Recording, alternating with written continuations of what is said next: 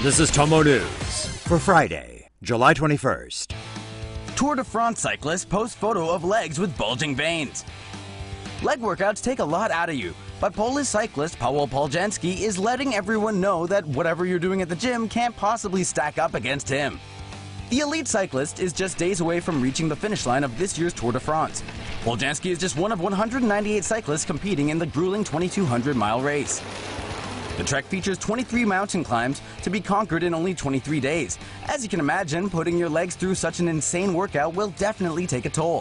Following the 16th stage out of 21, Poljanski snapped a pic of his quads, complete with bulging veins all the way down to his feet, and a gnarly sunburn due to the 80-degree heat. After uploading the eye-popping photo to Instagram, many users began wondering whether the appearance of his legs might be cause for concern.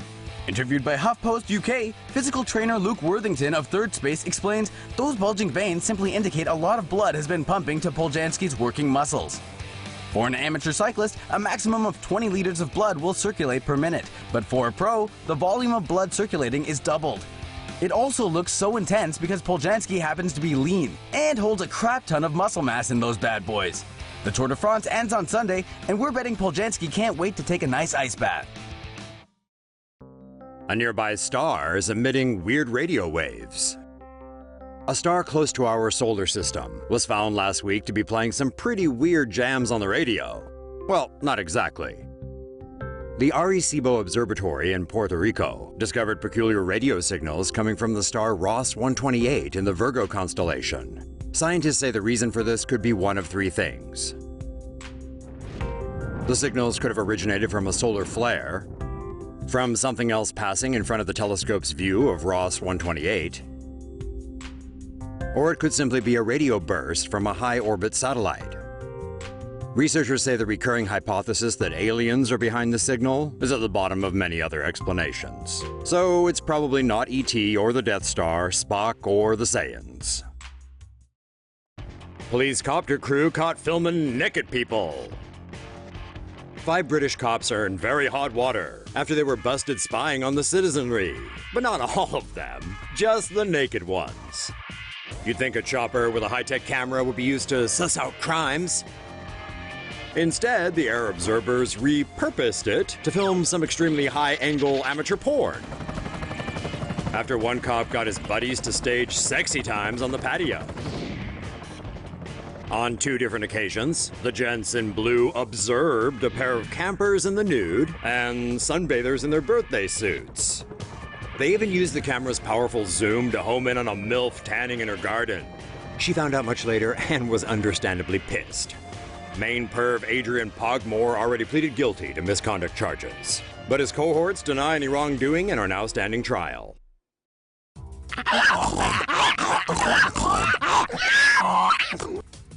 An Alabama man shot and killed a massive feral hog when it wandered into his front yard, causing the family dog to go nuts last Tuesday night. Samson resident Wade Seago said he wasn't sure what to expect when he heard his stepdaughter screaming, then he rushed out. On his way out, Seago grabbed a .38 caliber pistol.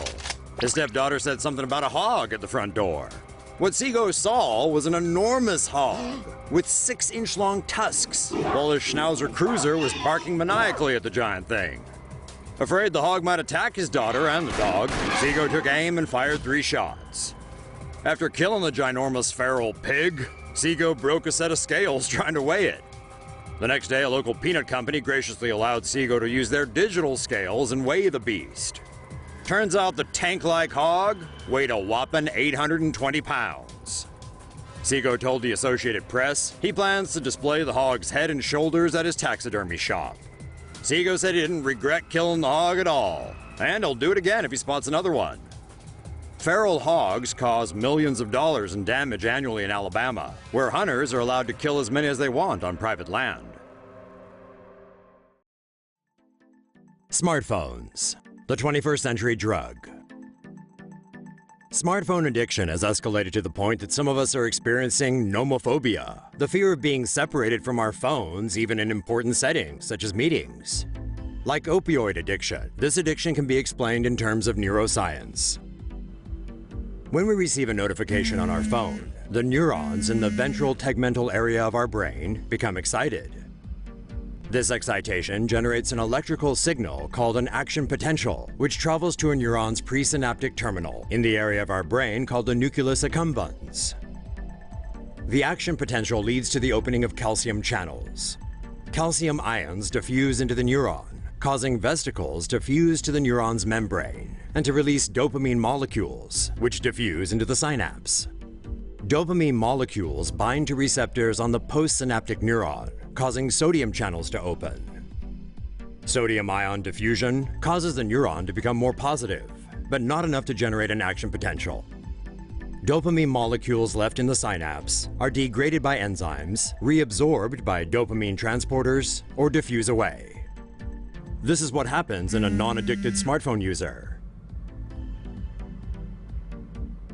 In an addicted smartphone user, the neurons become excited, generating an action potential that travels to the nucleus accumbens in the same way. However, a study suggests that addicted users have fewer dopamine transporters. As a result, dopamine stays in the synapse longer and continues binding to receptors. Increased binding opens more sodium channels for a longer time, increasing sodium diffusion into the postsynaptic neuron, which becomes positive enough to generate an action potential. Dopamine is the basis of our smartphone addiction because it stimulates our seeking behavior.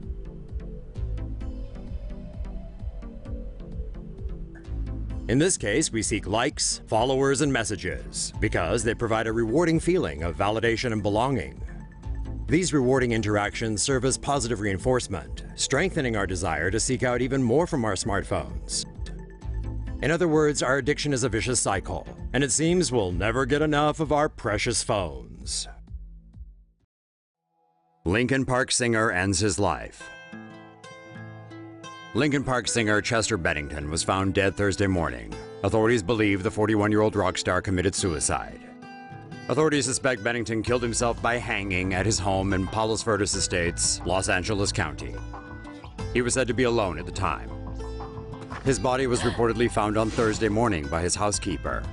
Reacting to the news, bandmate Mike Shinoda tweeted that he was shocked and heartbroken, but it's true. Bennington's death on July 20th coincides with the birthday of his late best friend and Soundgarden vocalist Chris Cornell. Authorities have ruled Cornell's death was suicide by hanging as well. In late May, Cornell was back at his hotel room following a Detroit concert and on the phone with his wife. She said he was slurring his words and sounded groggy, continually saying, "I'm just tired." Concerned, she got Cornell's bodyguard to check on him. The bodyguard reportedly found Cornell on the bathroom floor, with blood coming from his mouth and an exercise band around his neck. Bennington performed at Cornell's funeral in May, and he was reportedly devastated. Chester Bennington leaves behind 6 kids from 2 marriages. As a vocalist, he fronted for Linkin Park, as well as Stone Temple Pilots and Dead by Sunrise. Slather on the slime. Prepare to get pretty, America, because a slimy beauty trend has reached your shores. If you didn't already know, snail mucus works miracles on skin. Just look at the millions of South Koreans with poreless, glowing faces. Snail secretion filtrate is chock full of collagen and has anti-aging benefits.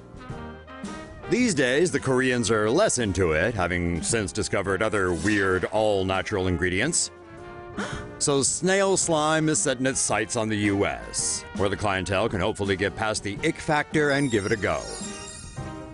Target, Ulta, and CVS have been stocking up, and now have a treasure trove of K-beauty stuff between them. The feedback has been mostly positive, so the trend could prove to be as ridiculously successful in the States as it was in Asia. Guess we'll find out soon enough. China is building a city covered in plants. The world's first forest city, designed by Italian architect Stefano Borelli, is currently under construction in southern China and is expected to be completed by the year 2020. The forest city is located in a mountainous region north of the city of Luzhou in southern China. The city will host 30,000 people and will include offices, houses, hotels, hospitals, and schools. The buildings will draw on geothermal energy to provide cooling and heating systems for interior air conditioning. Solar panels will be installed over the rooftops to harvest solar energy. A total of 40,000 trees and almost 1 million plants representing over 100 species will be planted on building facades, in parks, and on city streets. The trees and plants will absorb an estimated 10,000 tons of carbon dioxide and 57 tons of fine dust pollutants each year. Meanwhile, the greenery will produce 900 tons of oxygen annually. A fast rail line will connect the forest city to Liuzhou, a city with a population of some 3.7 million. Vertical forests have become a recent popular concept in architecture. Nanjing in eastern China is currently building 2 green towers that can absorb 25 tons of carbon dioxide a year. Taipei City in Taiwan is also building a carbon-eating tower, which reportedly will be able to absorb 130 tons of carbon dioxide emissions a year. Madonna stops the sale of a private letter from Tupac. On Tuesday, Madonna got a New York court to stop the auction of a letter from late rapper Tupac Shakur, one of her many ex-boyfriends. Pac and the Queen of Pop were an item back in the 1990s. But Machiavelli reportedly dumped Madge because of her whiteness. And apparently, Pac was seemingly worried this would hurt his now legendary gangster rap image. That's according to a letter that was supposedly penned by him at 4:30 a.m. on January 15, 1995, while he was in prison. Madonna's old pal Darlene Lutz was going to sell that, as well as some panties worn by Madonna herself at auction house Gotta Have Rock and Roll this week. But Madge got a judge to put the sale of those items, as well as 20 other things, on ice. Lutz reportedly came into possession of the items after helping pack up stuff at Madonna's Miami property when she moved out. O.J. Simpson granted parole, will walk free in October. After serving 9 years behind bars, the juice will finally be loose. O.J. Simpson, the Hall of Fame football star turned infamous accused murderer, has been granted parole from his prison term which he served at Lovelock Correctional Facility in Nevada. Simpson was incarcerated at the medium security prison following a 2007 incident in which he set up a deal with a pair of men to buy some sports memorabilia, which he claimed were rightfully his possessions. Rather than follow through on the deal, Simpson's goons held the men at gunpoint in a Las Vegas hotel room and made off with the goods. Simpson was convicted of armed robbery, kidnapping, and assault with a deadly weapon, sending him to the slammer for 9 to 33 years. On July 20th, the parole board, consisting of 4 members, voted unanimously to set him free, grading him a low risk to reoffend. When Simpson was told he would be granted parole, he said thank you and bowed his head. He will be released in October of this year as a 70-year-old man. Having earned $400,000 from his NFL pension during his time behind bars, it seems OJ has a little juice left to squeeze. Someday we might live on floating islands. The Maritime Research Institute Netherlands is testing the concept of building artificial floating islands to expand the amount of livable space for the country's growing population. The islands would be made up of large floating triangles that connect to each other in a flexible fashion. The island could be 5 kilometers wide. The floating space could be used for housing and public infrastructure, and support renewable energy systems, such as wind and solar energy farms. There are many challenges to this concept. It is still unknown how the floating megastructure would withstand winds and ocean currents. Nonetheless, some believe the Dutch research is a good starting point. Whoa, somebody give this guy a medal! This video footage shows an Arizona man spring into action when a rabid bobcat begins attacking a poor dog. The man ends up being locked into a battle with the large feline, using only his bare hands. According to the Daisy Mountain Fire Department, a dude was walking his dog, a German Shepherd, when a bobcat began to chase the pair. That's when 54-year-old Steve Vaucher leapt to the rescue and put himself on the line to try and help save the dog. Vaucher tried to get rid of the bobcat by attempting to swing it into the street twice. Still, it simply would not let go of his hands. The bobcat was finally shaken loose before running off in the direction of a nearby country club. The bobcat was later found in a storm drain and killed by local sheriff's deputies. Officials from the Arizona Game and Fish Department confirmed on Monday that the animal had rabies. Vaucher, who's still waiting for the results of a rabies test, expressed no regrets about his actions. His daughter has set up a GoFundMe page to help raise money for her dad's medical expenses, and so far the page has received more than $4,500. Vaucher expressed regret that the bobcat had to be put down, but commented that once wild animals get a taste for human blood, you just gotta take action. A skyscraper designed to eat carbon dioxide. The construction of a carbon-eating, eco-friendly skyscraper in Taipei is expected to be complete in September of this year. The architect of the residential building says he hopes the structure can help battle air pollution. The Taozu Yinyuan Tower features one central core tower, with two helicoidal towers around it. The design was inspired by the double helix of a DNA strand. Some 23,000 trees and shrubs will fill the tower's facade, roof, and balconies. This is reportedly just slightly fewer than the number of trees in New York's Central Park. The 21-story tower features 40 luxury condos, hallways with glass flooring, and a swimming pool. The 1,000-square-meter photovoltaic roof is designed to convert solar energy into electricity for the building. Rainwater will also be collected and recycled in the building. The plants in the tower will absorb 130 tons of carbon dioxide emissions per year, which is the equivalent of about 27 cars. Taiwan reportedly produced more than 250 million tons of carbon dioxide in 2014. Clearly, Taipei City will need more than one carbon-eating building in order to counter the pollution produced. However, whether more will be constructed remains to be seen. Experimental therapy could save baby Charlie. An American doctor flew to London this week to assess whether an 11-month-old baby with a rare condition can be saved by an experimental medical treatment. Baby Charlie Gard has mitochondrial DNA depletion syndrome.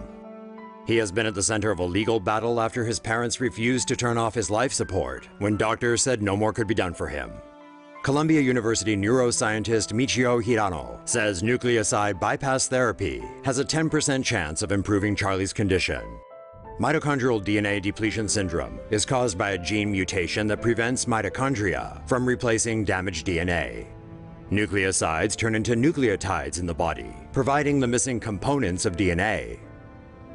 Nucleoside bypass therapy provides the nucleosides needed to improve mitochondrial DNA. The treatment has been tested on mice, but only 18 human patients have tried it.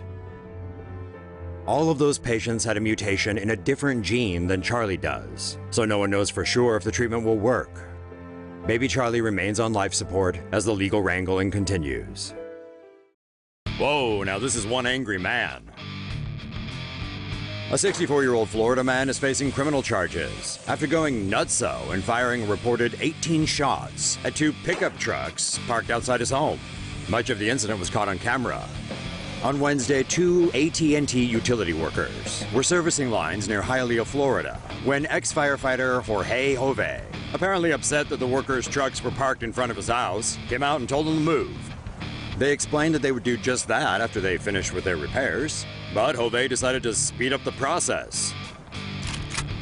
He shot out the truck's tires, flattening them. He shot 10 times into an engine, and reportedly even shot into the cab of the trucks. Luckily, no one was hurt. There's a guy shooting. One of the workers called 911 for help, while Jove continued to unleash a hail of bullets into the trucks.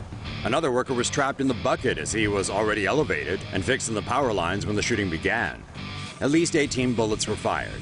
Neighbors said that Jove seemed to live a quiet life, but did note that he'd had issues with AT&T employees parked outside his home in the past. There's a guy shooting out. But really, why shoot the tires if the point is to make somebody leave? Trucks and everything. Germany to build the world's largest redox flow battery. Tesla may not hold the title for creating the world's largest battery after all, as a German energy company is building a redox flow battery in underground salt caverns that could power way more homes than the Tesla project in Australia. A redox flow battery generates electricity by a reversible reduction-oxidation reaction. This reaction takes place between two liquid vanadium electrolytes.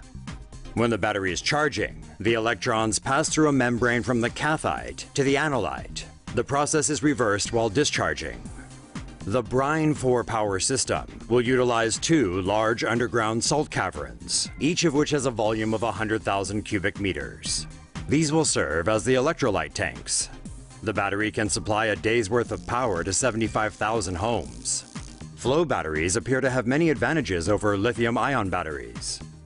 The water-based electrolyte has no risk of exploding, and the batteries typically last longer than lithium-ion batteries. So, is Elon Musk following the wrong trend?